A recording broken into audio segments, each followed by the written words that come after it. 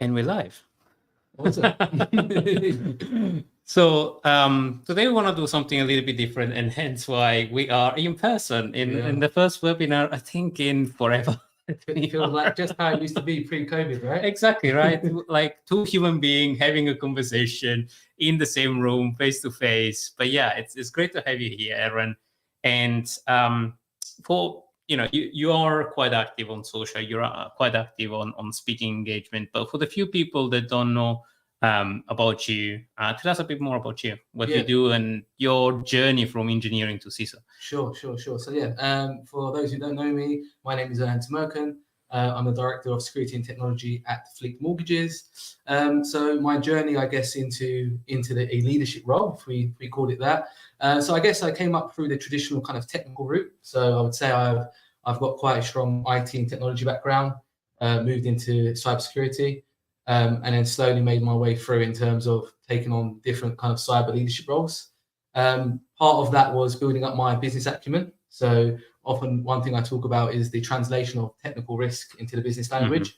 And I did that several ways. So one of the ways was, learning around, understanding the business more. So different businesses I go into, I often tell people, the challenges we face in cybersecurity are often the same. Yeah. But really what changes it is contextualizing it and understanding the business, right? That's hard. That's my spiel all the time. Exactly. So a big part was doing that and being conscious of that. So not understanding that, it's not just about our own mandate and pushing the cyber mandate, but aligning that with the business strategy and the business goals. The second part of that was on the educational side, I went and done an MBA. That was for me, in my own experience, a transformational journey. Actually understanding and learning about, wider business challenges, business strategies, learning everything from, marketing, thinking, understanding P&Ls and thinking like a CFO. I nearly cried some nights. My other colleagues on the cohort in the MBA literally said, sometimes it looked like I was going to break down in the lift, but I think that was a sign of stretching yourself, I think, right? Exactly. Getting out of your comfort zone, and if you feel too comfortable, you're not learning. Exactly. I think it's Stephen Bartlett that says, he talks about imposter syndrome, right? He says, if you don't feel like an imposter in the room, maybe you're in the wrong room, right? And I absolutely loved it. Or maybe you're too mature for it. Yes, you outgrown the room. Yes. So that was the educational piece, and look, I'm still on a learning journey, and that is the message I keep pushing. I keep trying to understand and keep looking at the challenges we face in cybersecurity, but not forgetting the wider business challenges and making sure we align with business strategy. No, that's great. And thank you for coming on the show. Thank you for coming and doing this webinar for us. We talk all the time offline around what it is that we need to communicate to the business, what is actual risk and what is perceived risk. And I think today is particularly topical because we had new vulnerability coming out, all the news media outlets screaming about it since a week, and everybody jumping the gun and saying, "Oh no, panic, doom and gloom." And alert fatigue is actually real. So how do we taper down kind of this stream of panic mode information, because we can't panic every week, right? It's not sustainable. 100%. So I think the way I look at it is, I think it's really about taking a step back. It's really about having that mentality of what Simon Sinek says around starting with why, right? Does that really impact us? And I think something me and you always speak about is, I sometimes speak to others in the industry, and I speak to them, they say, "Oh, did you see that 0 day that came out?" And I said, "Yeah." "Oh yeah, we was working all weekend." And I say, "Why?" and they say, "Oh, but it's a 0 day." I said, "Okay. Was your system or server public facing?" "No." "So why was you working all weekend?" And this is the thing around actual and perceived risk, because if, say, you have that vulnerability, but it's an internal system, and you are compromised, you had a different issue. The risk hasn't changed. Yeah. Okay. There was a door somewhere which you didn't look at, and that has been breached. So I think it's really around, understanding your crown jewels, understanding your assets, understanding if they're public facing or not, understanding the quality of the data, the quantity of the data, the type of data, right? And then, assessing based on those factors. Otherwise, as you said, if we are to worry about every single vulnerability, I know some of us don't sleep, but we wouldn't sleep at all. So yeah, and like you said, then we get into the alert fatigue. I think this conversation is actually it's a continuous conversation. It's something we have to bear in mind, because the other stakeholders that we may work with across the business, they may see us as an SME and discuss these topics with us, but they are also, as you said, getting information elsewhere. They're seeing it on news outlets, right? Then the news outlet may portray a certain message, right? It may make it sound doom and gloom. And it's clickbait. It's clickbait. And it's up to us to be prepared to say, I know what you've seen on the news. However, this is how this impacts us, or this is how it doesn't impact us, or this is what we're doing about it. And I think being prepared and understanding the context behind a vulnerability and how it impacts your business is the important part. No, that's great. And you mentioned something really important, that is stakeholder management, because the board might see a news outlet, the latest 0-day or the latest, attacking group or nation state targeting this sector, and all of a sudden there is panic. Actually, I think we are a victim of our success, because we made the board aware that there is cyber awareness and cybersecurity and the news outlet about cybersecurity. Now the problem is managing the expectation and managing the flow. Like, do we have this vulnerability, and being able to prepare an answer for it? What is the risk exposure versus are we patched everything? Like, turning that narrative into a more turning that problem into a narrative. It's, I think, the key to actually calm down stakeholder and say, we are in control, we know what's happening, and we're fixing the stuff in a sequence. Yes, totally agree. And you mentioned like healthcare and the habit of actually getting into a routine and a rhythm. Like, vulnerability management is like basic cyber hygiene, and we can't panic at every single change of our body, our function, and we need to keep a routine, maintain a routine. Like, if we want to be like me and you, like we get into shape, we keep on running, we exercise, and that is a day-to-day task. But as well, if we don't do it, then we suffer the consequence of it. Like, if we don't do asset management, if we don't do risk management, if we don't scan our vulnerability, internal, external, then all of a sudden we find a problem. Like, we go to the doctor and the doctor says, well, you're going to die tomorrow. That's when it's too late. And then you start counting. Yes. And then you start worrying. Yes. And I think there is a good analogy with our industry and how to keep cyber healthy and cyber fit in all this panic mode. And today, I think, is more important than ever. What do you think? Yeah, I totally agree. I think that comes down to risk and opportunity, right? So as you said, the good example is healthcare and our health. We all understand the risk around if you eat junk food, if you don't exercise, you don't maintain a healthy lifestyle, the chances of having type 2 diabetes, increased blood pressure, the negative impact on your health is quite clear. That's quite well understood.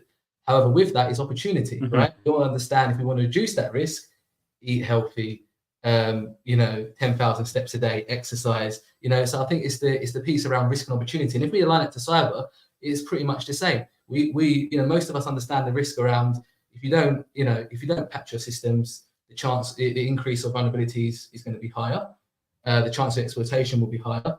But in return, the opportunity is if you keep your systems up to date, you maintain a vulnerability management program, the opportunity is there. So I think vulnerability management is not something that you do today and forget about tomorrow. Right. It's a continuous journey. The conversation, and I think you made a really good point. It's a narrative. It shouldn't be a conversation you only have once with your stakeholders. It should be embedded in everything you do. I often talk about this when it comes to instant response. Some of us who have been through an actual breach, we all recognize that. And I'll say this openly, and this is my own personal view, that in a real breach, you don't often look at the actual policies, the playbooks, for those who've been through actual breach. However, that's not to say that a policy or a playbook is not important. What's really important with a playbook is learning that playbook. Make it part of your muscle memory, so that when it happens, you're ready to react. Right. Muscle memory. And again, putting the kind of healthcare example again, it works, right? It's really about, that's the important part, is that it's not around, of course, the playbook is there to look at if you need to. Of course, that's so important. I'm not saying that's not important, but it's about understanding that playbook well enough so that when that saying happens, not if but when, you are ready to react. No, and that's perfectly right. And refining continues to that playbook, because if it sits on a shelf, it's gathering dust. If you don't test it every week, like, it's difficult to actually make time to actually go and simulate a breach. Maybe you simulate a policy issue or a mistake or something else, like doing a full cyber risk simulation. I think is a leisure that sometimes we don't have. It's important, don't get me wrong, but sometimes we don't have. But maybe we can take the opportunity on this panic mode vulnerability to say, what happened if this was rolled out, this was compromised, and how do we react on this? Do we react in panic mode? Let's fix everything, like it happened with Log4j, Spring4Shell, Heartbleed in the past, and the new OpenSSL vulnerability, and end up being nothing, a mild path. And now we have libcurl that is being, with a good and a bad. I think that vulnerability had a story, because few weeks ago a vulnerability was reported to the NVD. It was misreported, NVD accepted it, and it caused a lot of noise because the maintainer of libcurl and curl weren't even involved in that declaration. So it caused a lot of noise and panic for no reason. Now, the developer of libcurl have announced that they found an important issue. I'm not even going to name and use the word C. And that has caused outline panic across the board. Now we need to fix everything, because libcurl, unfortunately, is one of those things like Log4j that is basically embedded in every part of the operating system.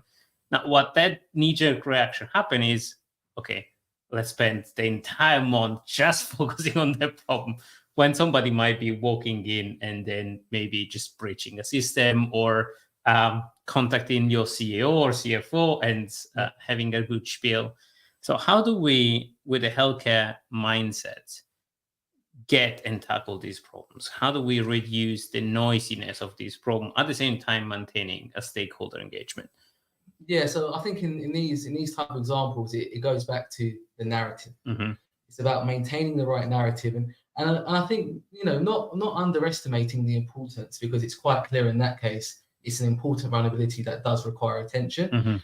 But I think what we're saying is you can't put 100% of your resource just on that, right? Because I think you said that using the kind of using the healthcare example, right? If you just do biceps, on one arm, you might look weird. On one arm, right? And you don't do the other bicep, it's going to look strange. And so I think it's not underestimating the importance. That is important, but also recognizing that in this case, there is a plan that you need to put in place around remediating it. You cannot leave the wider business underserved by just focusing on one thing and one thing only. No, and I totally agree with you. And we don't learn lesson though. It's hard. Don't you feel like we've been having this discussion since Strat? We need to do asset management. We need to do software index library. We need to do this cyber hygiene. And then we find, the latest shiny thing that is the 0 day, the threat intelligence of the case, without removing any good and benefit of threat intelligence or the importance of 0 day. But sometimes we get distracted by the latest shiny tool or things that get our attention away from the basic hygiene, that is do risk management, look at your critical assets, group your critical assets, do vulnerability management, focus on the risks that actually matter and things like that, and create that narrative. As an industry, are we shooting ourselves in the foot every time? Yeah. So no, look, I've seen this actually in terms of we sometimes look at the most sophisticated attacks that may not always be likely. Okay, and I think that differs based on the industry that you're in, right? If you're in critical national infrastructure, as an example, your likelihood of seeing the different type of threat actors from script kiddies up to nation state is higher. Yeah. Right. if you're a corner shop with a small web presence, your risk is in. And I think it's looking at the middle ground. And what we do know is, and I won't quote it exactly in case the statistic has changed, but I know at one point, it was around, if you did 80% of basic cyber hygiene, that's around, patching, basic email security, etc., you reduced 80% of your attack surface. Right. So I think and I agree with what you're saying, is around, sometimes we look at the most sophisticated attacks and think, focus too much on that. But maybe it's the most basic thing that will compromise you. And we often see this, right? Maybe I'll retract. I agree. What we're seeing is 90% of the time it's starting with a click. Yeah. Right. Well, phishing attack, an external vulnerability being exploited, or somebody's system being exploited and reaching out to a vulnerable system. So not to say that, for example, if a vulnerability is internal, it should not be taken care. But of course, the likelihood of that to happen is a sequential chain of events. So you still need to care about it. It's just not in a sequence of attack. But if we keep on focusing on fixing all the critical, we just recovered from last Christmas from Log4j. Now we had, I think, Microsoft releasing the patching. We had the HTTP2 DDoS problem and the panic that has caused. Curl vulnerability and leap curl vulnerability. Like this week, I feel that any security professional is trying to hide behind the rock, trying to fix the world. Yes, and that's a problem. It's like, and then we go to a development community and keep on shouting alarm, alarm, alarm, where we're never gonna get hurt anymore. And we destroy with this kind of exercise all the good work we do in security champion program, in development program, and instead of building ally, we're building enemy. Totally agree. It's around, if we spend so much time on the reactive stuff, where does the proactiveness come into this? We don't have time. Yes, we don't have time, right? And the proactive piece is so important because that helps you with those times where you do need to be reactive.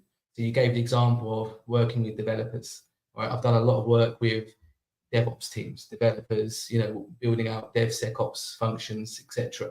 And building that alliance, building that trust and transparency, being proactive, that can help you in the long run. Right. Because you may find by, doing static analysis, building secure code through your CI/CD, okay, all the way from, depending on how far you want to shift left, right? Hopefully starting in the ID level, right? I know it's a cultural change, but even at the ID, the further we can shift left, the better, as they say. That can save you in the long run, because if you're creating secure code, etc., and you're doing your checks, etc., then the likelihood of you being exploited or being vulnerable to maybe that vulnerability may be reduced. So I think the proactive piece is really important, but with that comes a lot of elements, right? It's around building that trust and transparency through sharing knowledge, working with those teams, etc., and not just saying no, this is how you must do it. It comes down to building out those processes, understanding their tech stack, understanding their ways of working, even down to one thing I often say to you is around even to how you dress, right? The example. Actually, that's really important, because if you walk like full suit in an engineering room, you are perceived like a suit, a threat. And sometimes you can project authority, but that's not the kind of feeling that you want to create if you want to create a collaborative environment. And the other way around, like even back in the days when I was a consultant, it's all about context. It's all about, if you walk in a room and you dress in hoodies and you dress in pants or shorts or flip-flops, and you walk in a room, you perceive like he's another guy.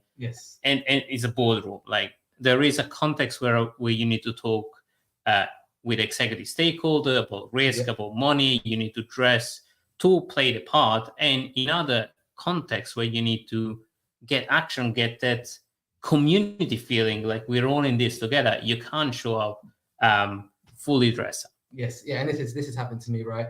Having done the consultant role, as you do, I've got a wardrobe full of suits, right? I enjoy wearing my suits, and now as we've gone into the kind of smart casual, right, with the blazer, with the jeans, right? That's the halfway house. But blame the Italian for that. But I've seen these. I've experienced this in terms of I've gone into a room with a group of devs wearing a blazer, wearing a suit, and I got those black pages. The next day I tried again, but this time with my T-Rex t-shirt, and I was like, "Open arms, come in, Erhan." So no, honestly, I've experienced that firsthand. Yeah. So context, building those relationships. Tell us more about what has helped, kind of in the past role and in the current role, helping building that culture of collaboration, the culture of like security is here for you and with you to actually deliver. So how do you communicate that message from a high down? Yeah, so I think there's an element of emotional intelligence in this. Okay, sometimes in security where particularly if we come from a highly technical background, we assume that the other stakeholders know where we're coming from. Right. Okay, it's around they don't need to understand our language. We have to understand their language. Okay, and it's around that's what goes back to what I always say around the translating into a business language that all stakeholders can understand. And it's around when there's specific scenarios, we don't go in with the kind of based on the kind of the option of saying no, this is how it is, but actually working with that stakeholder. So the example that I've given recently, there was an organization I worked with in the past where there's a lot of talk now, particularly around in a lot of companies where they're selling services to different stakeholders around APIs. Okay. Right. And there's some of these meetings that we may not be involved in, but they're working with different departments across the business. It could be a HR system, it could be a finance system, and the pre-sales engineer is saying it's really easy, it's just a toggle. Okay, the API is just a toggle, but you and I both know, and I'm sure our audience know, that isn't the case. Right. There's some authentication that happens there. So I had a specific scenario where this stakeholder was implementing a system and said to me, "Oh, Erhan, it's just a toggle. I was told it's just a toggle." So I said, "Oh, okay, interesting. So talk me through." They said, "Well, we was told by the software house that it's just a toggle." I said, "But it needs to have some kind of authentication." I said, "What was you planning to use this?" Well, it needs to be an admin on that side. Okay, so and obviously it's sensitive data. Okay, so I was going to use my account. Okay. Right. I said, okay, fine. So let me play that scenario back to you. You was going to use your account, that would have worked.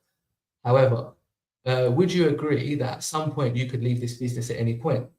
I could get a promotion. I could get another job opportunity. And I said, what happens when you give your notice? We have a JML process, join as moving leaders process. We'll get notification of you leaving, and we'll disable your account. What would have happened? Your account would get disabled. Right. That's linked to the payroll system, possibly by API. People don't get paid because the system goes down. And that's whereas maybe the better option is you have a dedicated account to do that, right? And that stakeholder said, that makes complete sense, right? Sorry, Erhan, I didn't realize the impact. And I said, no need to apologize. You don't need to. That is what we're here for. And I think that's the kind of the thing that I try and coach my team about is not going in around, no, this is how it is, or that's silly, or you should understand. No, we need to take a step back, understand where they are coming from, explain to them the impact, and then bring them on that journey with us. And that stakeholder straight away was on board, totally understood it, said, I appreciate that. If this is going to now take another half a day, for example, to architect this in the right way, I'm totally on board. No, and I think that is super important because you build a culture of collaboration, you build kind of a flow of helpfulness, and we move away from the usual culture of like user are making mistakes, user are silly, and it's all their fault. Like it's not to blame the user, it's to blame the process that enabled that person to actually do that. And ultimately, engineers just want to get things done because they have tons of work to do, like things to fix, things to mitigate. There isn't not enough time in the work to do all the features that they need to develop, and they just want to get home to their families. If we show up and say, look, can you do maybe another 4 hours of work on the side of the desk, and please do it for the sake of security. Like maybe once, maybe twice, Yep. but ultimately you'll never get that buy-in, because if it's not important for your boss, it's never going to be important for you. You're never going to be able to carve out that time. And that kind of emotional intelligence of going and discussing with the product owner and discussing that this is a feature that will lead to a mistake, maybe refactoring that features will help the product owner in the future to actually maybe validate that with security or involve security in a shift left way. Yes.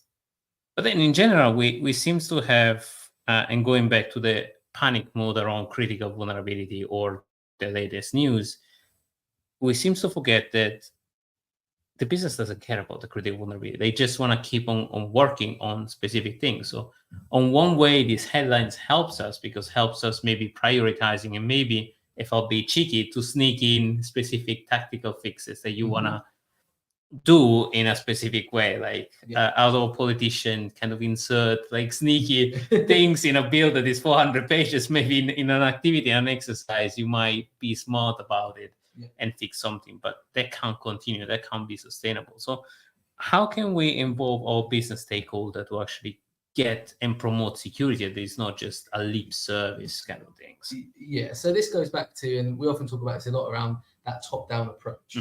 And this is not something you build overnight. Right. Okay, this is about taking those stakeholders on a journey with you. I think the importance here is around, it's the same example I gave when I mentioned about working with developers, etc. It's building that trust and transparency. Working with those stakeholders so you balance it between perceived risk and actual risk. Right. Okay. Gone are the days, where, I think there's enough stakeholders that I've spoken to who I think you have to understand that the allies around the table. Okay. So for example, I've had scenarios where I'm speaking to specific stakeholders who are automatically an ally. Why? Because their grandma has been a victim of cybercrime. Right. Okay. So they've had their complete pension taken from them. They've worked all their life, pension scam, everything's been taken. They understand the impact. Whereas there may be other stakeholders who perceive cyber risk to be low. Why would it impact me? Why would it impact us? We're just a business. Is this actually a real thing? And those stakeholders you need to give a little bit more TLC to. Okay, work with them to understand what their perceptions are, what they understand to be cyber risk and cybersecurity as a whole, and work with them, in a bit more detail. And don't try to at the same time overdo it. Okay, right. So those no panic mode. Panic mode. Those bringing up those, I don't know the best way to describe it, those dashboards that show the drive-by scans happening overnight, right? Taps from this, okay, right? This is not the way to do it, okay? Because... But we all love that fantastic SOC with attack, like war room style. The attack map, that's the word I was looking for, right? The attack map, okay, that has its place, but is that really going to gain you the buy-in? Instead, how about you turn cyber risk into an opportunity and talk about how aligning this to business goals, how businesses or consumers, recognize that cybersecurity, good cyber hygiene is now a hygiene factor. Right. If you speak to most consumers today, they expect a level of data protection. They expect a level of cyber hygiene. Maybe work with your sales team, and get to a point where they recognize that having good cyber hygiene or having those accreditations or, having that program in place, actually you could go out with a sales team and set it as part of your added value. Yeah. We take security seriously. It's, when you align it to wider business goals, you align it to those business stakeholders who have their own objectives, right? Like we have our objectives around keeping the business secure. They have their own objective, right? The sales director has the objective of, generating revenue, right? It's the same, So if you can, go in there with a, and when I say that around aligning it to, to their goal, it's also presenting it in a language that they can understand. Right. Right. Sometimes, I've done presentations where I've not even gone in with one technical slide. I presented everything on a SWOT analysis or a PESTLE analysis in a language that they're used to. And I think that's key, because that's contextual element, enable them to make a decision in their own language. If we turn to a board or to a decision making where the answer can be yes or no, and we turn and say, like, there is this series of attack happening, we have 400 critical vulnerability, what kind of answer you expecting? Like, okay, so what's the solution? And when you can't portray, like, okay, we need all the developer to fix all of the vulnerability, that's unfeasible. That's usually gets you in the child seat. Yes. Unfortunately, that's we put ourselves in the child seat in a board where everybody talks about money, making money for the business, reducing risk, and operating at a certain risk level. Yes. Like other function like finance, GRC, and other function of the business operate at a specific risk level. We seems to keep on saying that we need to operate at zero risk, or we can't accept the risk. Like we need to inform our stakeholders of the risk that they are facing, reducing the actual risk or the perceived risk into actual risk, like what is real, and maybe demystifying some of the critical zero-day vulnerability spiel, and maybe saying, okay, but we haven't even enabled MFA on our customer portal, like, and that's gonna damage us more than the latest news about the zero-day. Like, but creating that narrative about perception, risk, and investment, like where do we invest the money, and what is the biggest bang for bucks in the activity that we do, and creating that concept of like there are certain cyber initiatives that are more consistent, so need to be consistently on the reporting board, but in a way and a fashion like vulnerability management need to be constantly there, but in a way that the business can understand, in a way that you can present, okay, we have this set of application, this business unit, we're operating at this risk level last month, now we spike to this risk level because we had this increase in vulnerability, in that could potentially lead to a different level of exposure, like, or potential damage.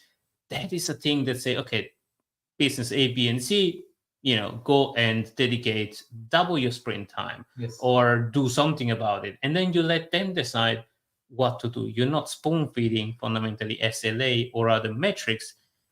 They treat other business player as babies. Yes. Yeah. No. Look, and I think that's how you take yourself from the child seat into the driving seat using your words, right?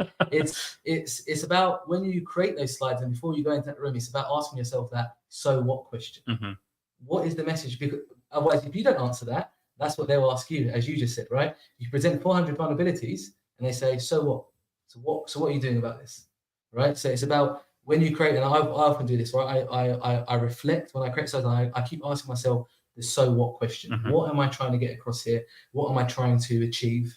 And aligning it to what that actually means to the business themselves in terms of, not every, we go back to, and we're going full circle here, not every critical vulnerability is a critical vulnerability to the business you're operating. Right. It's a critical vulnerability based on CVE. I understand that. No one's doubting that.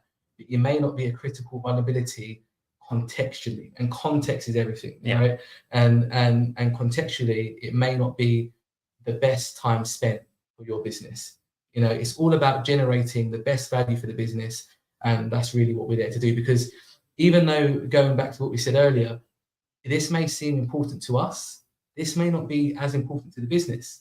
So it's tying it back to what is really going to give the best value to the business, and this is becoming more important than ever because, as you said earlier, vulnerabilities are only going to go one way, up. So the quicker we can grab a handle on this and actually understand how we can manage this effectively, work with the business, and that could be from all departments, top down approach, collaborate, and not just. I think one thing I often reflect on myself, and look, it's only because we're passionate, right? I would say I'm passionate about what I do. Is sometimes I even have to reflect and check my own self in, right? And say we're not getting carried away. You're not getting carried away, and actually realize that it's not just a me problem. We are not the only person around that table, right? It's sometimes I have to say to Erhan, it's not all about you. Well, no, it's about the business that you deal with, it's the stakeholder that you talk with, is exactly that. Security is not the most important baby in the room, and we need to realize and be humble about it. And security is actually a cost to the business most of the time, so it's perceived as important but an annoyance. It doesn't generate. It's not a sales team that brings money in the business. It's not a marketing team that inherently generate money for the sales team, for the business. is something that's going to stop people from going at the speed where they want. And we need to make sure that we align our objective and our metrics and our success and goal to that goal, to say, okay, maybe we can't go at 200 miles per hour on the sales team, but maybe we can go a little bit less and do it securely, consistently, so that we're not going to crash every 2 days, for example. Exactly. And, that's often something we talk about, right? People, when we speak to people, say, oh, cybersecurity is a cost to this business, right? And it's about, when that conversation happens or occurs, it's about flipping that and then talking about the opportunity cost. Mm-hmm. If we spend this money, what is the opportunity that will give us? And that changes, going back to what you said earlier, right? It's all full circle, the narrative. Yeah. The narrative is so important. And this is a continuous conversation. This is not a conversation you go in once, you discuss, and then you do it 6 months later on your next project. Mm-hmm. It should be those water cooler moments. Okay. I know it's harder now than ever with hybrid working, right? It's not often we see, our stakeholders at the water cooler, in the canteen or in the kitchen, but it's about maybe making that conscious time to have those sessions, even in the hybrid world, right? Just want to check in with you. Just want to talk about, the current projects that we have going on. I know you may think they're just security projects, but this is how it's going to impact you in your area. Mm-hmm. This is how, by making your products more secure, I believe it's going to generate more revenue. This is how I think, your team will, be able to operate in a faster way. It's about aligning it to those wider stakeholders. Yeah. And I think right now, in terms of objective and stakeholders, and in terms of business objective, we have CISA and the US government taking a very strong stand on a number of initiatives, like vulnerability management, and CISA Cap was the first one, the software bill of material, and the whole analysis about shift left, doing security right in development environments, the wake-up call with the SolarWinds attack. Like, now we have regulation that is driving a business pain into the security corner. So we need to be able to answer, okay, flipping, as you say, the narrative and saying security is a cost. No, security is a way to keep the business in business. Yes. With, for example, the government contract in the US or in the UK and in Europe with NIS2, if you're part of a critical national infrastructure that now is quite wide as a definition, keeping your vulnerability management in check, keeping doing risk assessment in check. And that doesn't mean fixing all the vulnerability or fixing the 0 day or fixing the latest critical vulnerability. That means hygiene. Yes. And sometimes it's maybe even not fixing the vulnerability, maybe working on something else and maybe reducing the amount of hours that you dedicate on vulnerability. How do we, like, it feels like a deja vu that we've been having this conversation for, like, we have major attacks, everybody panic, alert fatigue everywhere. We discuss about it, and then we go back in the default of like, okay, we know critical vulnerability. Let's fix all the critical. Let's get back to the narrative, and then we get fatigued again. How can we break that circle? I think the biggest part of that is that is a cultural thing. Okay, that is part of a journey that you have to go on as an organization. In that, and I guess what I mean by that is it goes down to what we often say around people, process, and technology. Okay, it's around, so if we break that down to the furthest layer, it comes down to even around, if we talk about software, it's about vendors creating secure software out of the box, right? It's around, when it comes to hardware products, the technology itself and hardware being secure out of the box and secure by design. When we talk people now, it's around the people around your business, the people you hire as an industry, us as cyber practitioners, understanding the importance of vulnerability management. And then when it comes to process, it's around understanding that, vulnerability management is not just a one-off reactive process. It's a process as a whole. It's about having that process, having that definition, building that into the culture. Again, using the term I used earlier, it becoming part of muscle memory. It becomes part of what you do. And sometimes you train hard on that muscle because maybe you have a competition, maybe you have something to do. And some days you need the slack because otherwise your body can't keep up with that level of alert fatigue and consistent panic and consistent fixing all the vulnerability, fixing everything all together. So how do we bring the business on board and having that risk-based discussion instead of vulnerability-based discussion? Yeah, so I think as part of this, it depends on the, I guess, the organizational structure, based on how the organization is structured as a whole. But let's play the scenario of a SecOps team and IT team being separate, right? We often see this, right? And I kind of struggle sometimes, and my view on this keeps changing, but this is my current stance, that we often silo both of those departments. Right. We often talk about security being separate to IT. However, in recent roles, I've often worked with both or been responsible for both. And that's a different challenge and the way I've looked at that and actually bringing that together is that, well, actually, they don't need to be separate. To do good IT, it should be secure. Yeah. Right? So my mandate now is, well, actually, the service desk should have a base level knowledge of cybersecurity. Because we've seen of recent, like with Uber hack and few other hack with the MGM and the whole casino mess. Yes.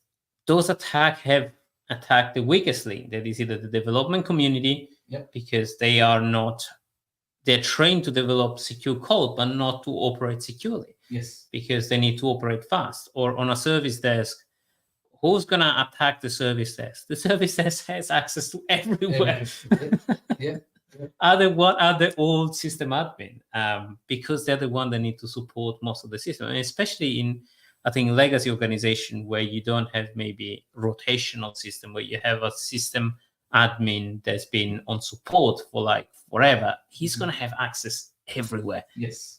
Yeah.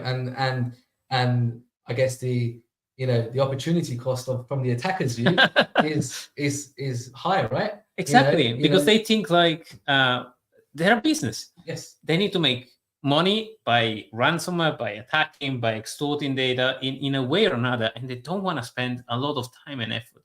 And sometimes they're even a franchise. Like the ransomware right now is a whole franchise where the people that create a very complicated way to create ransom as a service, and then you have a number of actors that go around and attack, and they don't want to spend a lot of time and effort on attacking. They want to attack the one lower in the chain. So from a risk reward perspective, even focusing on being a little bit better than your competition is going to move the needle away from you, because risk rewards, they're going to attack somebody else that is less secure than you. Yes. Yeah. And so in answer, I guess to bring that round is the culture element and working with the different stakeholders. So it goes back to what I said earlier around not making it just a security team's problem. It's a wider business process around, working with the IT team, ensuring that they understand, it's about, even working with the HR team, right? When it comes to security awareness, I've had some of the biggest successes with making the HR business partner was the best cybersecurity awareness person that I had. Why? Really? Because they understood people. Right. They already understood people. They understood relationships. They had those relationships with people in the business, right? And we talk about transferable skills, people moving from different roles, cybersecurity. This is a thing, and you can have massive success in this. And this is identifying those opportunities and not just thinking that we need to externally hire. Recognize that those skills that may already exist in the organization could be the best security champion that you could have.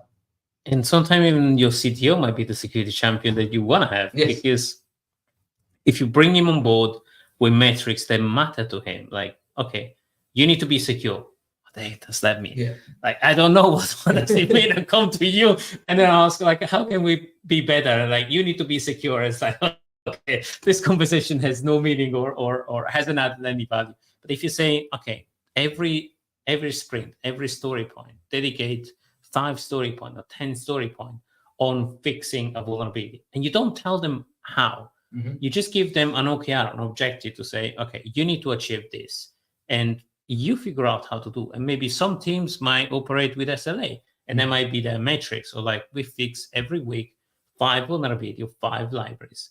Some other teams might look at it and say, okay, we fix a security bug every week. There is a maturity level after that says, how do you spend those 5 story points in the most meaningful way? Yeah. But you start that snowball effect where you give an objective without giving an objective that is achievable, yes, without spoon feeding the solution.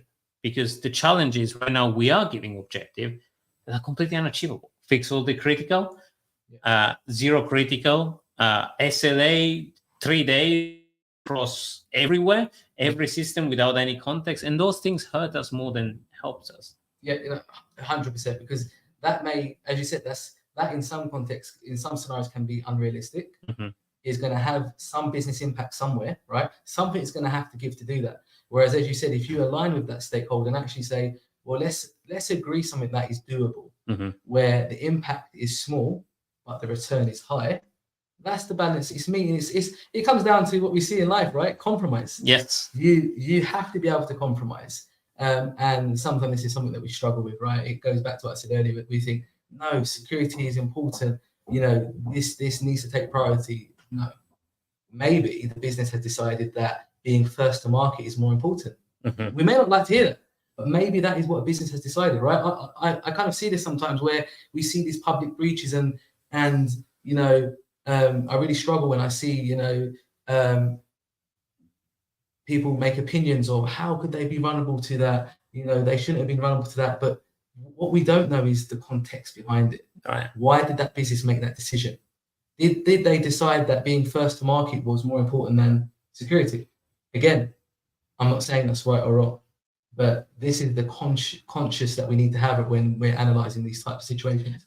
And sometimes there is an effect of like, you touch the stove, you burn yourself. Now you realize that a potential risk is actually real. And then the business that get compromised, often, not always, because not everybody learned the lesson, becomes the most secure business. So they're the one that you should maybe go towards, because they learned their lesson, or there is definitely going to be a change or a major investment in security on those businesses. So they might be more secure than any other business.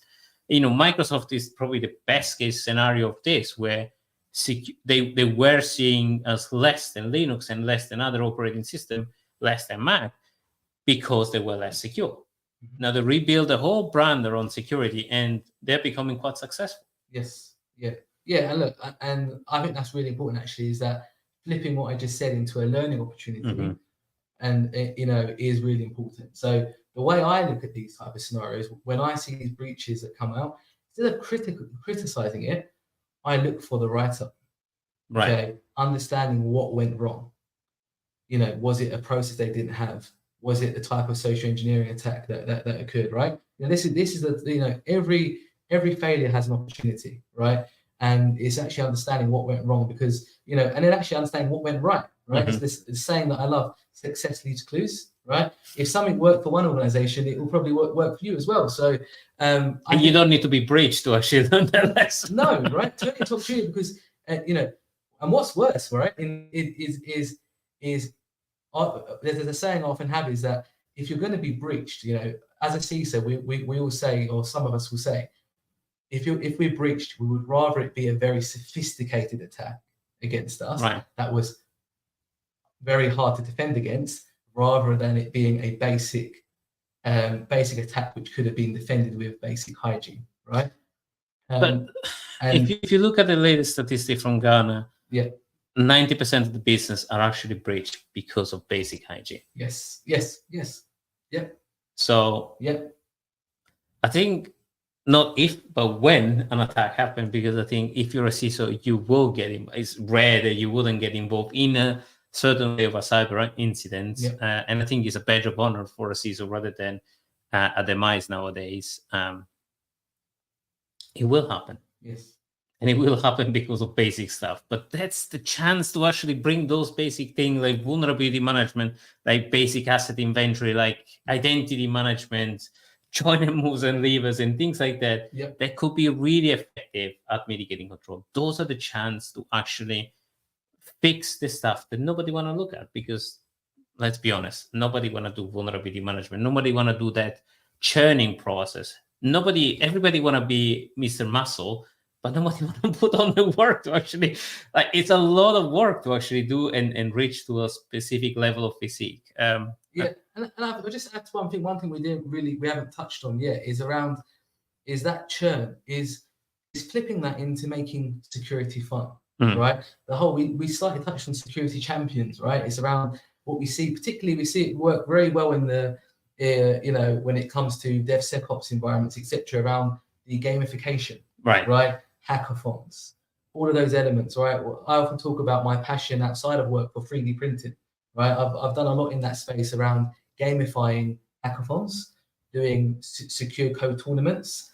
So one thing I've done with DevOps teams in the past is I've created custom 3D printed challenge coins. Oh, that's lovely. So a bronze coin, a silver coin, a gold coin, and gamifying it, right? And we all love to receive something, right? Having a reward and actually taking the pain out of that churn and the pride. In the pride, right? That you're, these days, if you particularly, you see this with the kind of Gen Z target group around. We all care these days around purpose. It's very rare these days we come to work just to work and get and just salary only. There's a lot of us who care around the wider purpose and, as you said, the pride of being part of something bigger. Right. And involving, the wider business in those type of hackathons, secure code tournaments, where they can achieve something and actually be part of the brand. Saying to those developers, one, you're a winner, right? And you get this trophy, you get this challenge coin. But actually, by doing this, or training that muscle memory around secure coding, as an example, you actually contribute to making this business a safer place. Yeah, it's positive reinforcements like negative versus negative, like reinforcement. Yeah. Where if you consistently say no, if you consistently say you're making mistakes, there are tons of vulnerability, it's a negative narrative around this, and they're not incentivized by the business to even fix it. So having that risk-based approach on fixing things, on having the business pushing it, making it important for them, and then pairing up with a security champion that is rewarding that, even bringing them to the board, like the top 3 is going to come to the board and say, those are the people that are keeping our business safe. Yeah. It's like the pride of actually doing that. I mean, some people might not like all that exposure and attention, but, it's incentive that doesn't cost anything. Yes. Yeah. And deliver us an enormous amount of value. Yeah. Yeah. And that word, the value part is a key takeaway. Yeah. Brilliant. Let me see if we have some question on the room. So Anush mentioned, without naming solution, is there a true product that can detect and discover your asset on-prem, cloud, and possible extending into the data space? Without naming solutions. We shall not name names. I think that space is broad. Yes. Like we mentioned, 3 or 4 categories of problems. It might eventually converge in the future, but I think we're talking about 2 or 3 different solutions. I mean, that's my opinion. I would agree with that. Is that my answer to that would be maybe one solution isn't the solution here, and maybe you need several tools to achieve that. Yeah, but also in the risk reward, do you need to cover all that aspect? Does it matter for your business? Exactly. Maybe vulnerability management is the thing that matters more, or maybe your business is all in the business of identity. So vulnerability management might be less, identity protection might be another one. Or you might be totally on-prem. So your cloud solution might not matter, but or you're all in containers. So certain part of security might matter more versus another one. So it all depends on your solution. And I think being specific and having a solution that focuses on actually solving 2 or 3 problems very well is super important. And I think we're seeing, at least from my perspective, the convergence between application security, cloud security, infrastructure, threat intelligence, and vulnerability management. This is really an enormous, like 3 enormous area converging together. If we have the data posture as well and the data posture management, that's something even bigger. Yeah, and I think that convergence will continue to increase. Mm-hmm. We all used to frown upon the sales term single pane of glass, right? That was, we're going through these, and it was the same term, single pane of glass. However, what we're seeing now is that we have so many different systems and tools to look at different things. So as your example you gave, cloud security posture management, vulnerability management for maybe your on-prem systems, different one for you. And when it comes to alert fatigue, it's around, part of that is what we often forget to factor in is the labor and the time taken to actually monitor these different things. Right, having that convergence, I think, is and having that abstraction layer where we can contextualize those risks, and that's something I actually often talk about. Actually, is that where the real value is taking the data out of just the alert or just that vulnerability and contextualizing it in terms of what does that actually mean. So does that context change based on industry? Does that context change based on other data you have that supports it, other systems? I think that's a very important part. No, I get it. And probably we are just about at the time. So I want to leave maybe with a positive note. And that come from my podcast. That's, I think there is a lot of negativity in cybersecurity in several aspects, in supporting each other, in this churn of alert fatigue. I think as an industry, we sometimes push down by all this work, and we're overworked. We talk about burnout. So if we can conclude the conversation, Erhan, with a positive message on like there is a better way, which one will that way be? Okay. This is the way. Yes. Sorry, no. I need to nerd on the Mandalorian now. Big Star Wars fan. If this is the way, which one is the way? Yeah. So look, I believe in having a positive lifestyle. So this is an important piece to me, and I try and live and breathe that in everything that I do. But I think if I had to leave with one positive message, that would be work with the wider business. Do not penalize them. Okay. Don't take everyone on that journey with you. And when you see breaches happen, offer a helping hand and do not criticize. And that's, I guess, that's my message to the wider industry. So there's two elements to that. There's contributing a positive message to our business stakeholders in the business we work in. But even as an industry, as a cybersecurity industry, I think we can do a lot more to work collectively to help each other when in times of need. Yeah, and I think on that message there is a lot of criticism. There are a lot of people that get angry message when a breach happens. Let that team work throughout it. If you're a vendor, don't jump to the CISO because you're gonna just make damage to yourself and your brand. Like, let those teams do the write-up, do the positive things, and then come with a positive solution. If you're a vendor or if you're an industry analyst, come and help them achieving what they want. Like, I've seen beautiful effect of like even Kerr, or there were another couple of articles that we wrote on a couple of other libraries where the vendor actually work and collaborated with the people that demonstrate the exploit, and they took down the exploit on proof of concept and other stuff until the vendor could release a patch. And I think that's the positive collaboration that we want to see more in the industry and the recognition. We have, of course, a question from Steve. So where do you guys see AI opportunity within the cybersecurity space? We actually have done an entire talk without talking about AI. We almost finished without talking about AI. So Erhan, where do you see AI as a reward opportunity in this particular case? So I think, and again, not sure whether we want to mention products or services, but I think where AI is going to go, and we all know it's a bit of a buzzword right now, right? Everyone's using it.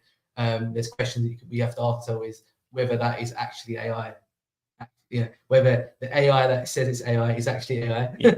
Sometimes it's rules, sometimes it's just buzzword, sometimes it's just something else.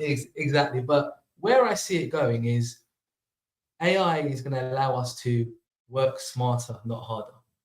I agree. That's where I see the opportunity, right? It's going to allow us to. So, for example, when we receive a vulnerability, when we receive an alert, and we're already seeing this, right? I've done some work on this already. Is aligning alerts to micro-attack framework. So using AI, so in real time, when we receive an alert, contextually, we receive the context of what micro-TTPs that alert that kind of links up with. Okay, and I think that's where AI is going to help. It's going to allow us to enhance the data that we're working with And it goes back to my first comment was around working smarter and not harder. Yeah, and in that, it's mostly a data quality problem because we have frameworks that are misaligned. We done in the previous talk some deep dive on TDP, CAPEX, CWE, migrant attack. We have a lot of these things, and then threat intelligence that work with those TDP from migrant attack. Like that helps contextualizing a little bit, but sometimes it's just data quality that is not there. We have CVE, we don't have time to actually contextualize that. We don't see those CVE being used. So sometimes for new vulnerability, we don't see those things. So I think, as you rightfully said, AI is going to help us being smarter, being faster, identify a vulnerability, identify more context, maybe because the scanner didn't have that information, or identify the opportunity, the best opportunity that you have in your code, and please don't just go around and throw code inside any of the AI solution without having assessed and risk assessed the risk reward opportunity. You might want to do it because you may be one man band and you don't have money to spend, but you need to be aware that there might be policy and compromise and things that might happen there. Yeah, and I think that's something we spoke about, right? Everything we do in life has a trade-off. Exactly. You know, sometimes we don't even realize it, right? I think when we spoke once, we spoke about, we even went down to the layer of saying, right, when we take risks every day. Yeah. Right. You lay in bed at night, and I know it's highly unlikely on the risk likelihood scale, but there is a risk that the ceiling could fall down. I know the risk is low, but this is the risk that we take every day, right? We go into, we stay in a hotel, right? Every hotel structure could be different. Of course, there's regulation like we did have in cyber around buildings being built a certain way, but there is a risk that, that door is secure. Or driving. There's so many examples. And I think that is something we have to accept, that there's a trade-off to everything. But we also got much better. I think, like if you take the driving, like before, even if you went at 30 miles per hour and you stop all of a sudden, we didn't have seatbelt, we didn't have airbags, we didn't have all the safety mechanisms that right now we build, the guardrail that we build. Now the challenge of that is that the car has become faster, the attacker has become faster, the danger of that has increased, but also we have a lot more safeguard, and driving is a lot less perceived risky, even though you might want to push it, and then it becomes much more risky. And again, risk reward. You might like speed, you might like on a track, so you might do it safely up to a point. So you might take the necessary precaution and compensating control around that. But it's still a risk reward element. And I think my message to the industry and my closing message is, we've gotten so much better at security. Like before, we used to be terrified about security. Firewall, open ports, Telnet is still out there. RDP, open expose is still out there. But the consistent attack from an external surface has helped us getting much better at that and closing those ports. Now, attackers have found different way to get to us with libraries, with open source attack, with CI/CD, with attacking our developers. So the attack surface is also changing. But we should be proud of that in a way, that we got much better at certain level of basic hygiene. We have one last question. Biggest concern around AI is around data poisoning and skewing the result. It might appear difficult, but the likelihood is there. We might be a few years before completely relying on AI. I do agree and disagree. Like we have, and I don't have the numbers and studies to actually data poisoning. And I think it's very early in the days. Few of our industry leaders are doing a lot of great research. Caleb Sima, Dynamics, they've done a lot of work on this and demystifying fundamentally the AI problem. I think to untrain an AI requires so much effort that, again, risk reward might not be there. Now, if you're a nation state that want to inject a particular attack and want to poison with misinformation a whole nation, there might be a way to untrain the data. But I think it's, again, similar to a 0-day and similar to SolarWinds attack. It's very targeted, it's very specific. It might cause an extreme impact. So when it happened, we're going to learn the lesson and say, okay, we need to build better guardrails at this. From my opinion, it might be very low in terms of likelihood of that element happening. What do you think? Yeah, so I've been looking at it from obviously the angle of the language learning models that support this, and I actually really enjoyed reading the OWASP top 10 for language learning models. Right. I'm not sure if you read it yet, but really recommend everyone to have a read of that. And it touches on, and when you read it, you recognize that it's not too indifferent from the current OWASP top 10. No. Right? Input validation, similar thing, right? But the difference with language learning models, what we're seeing now, is the unpredictability of the result, right? For example, today we know you do drop tables on SQL, what the impact is, right?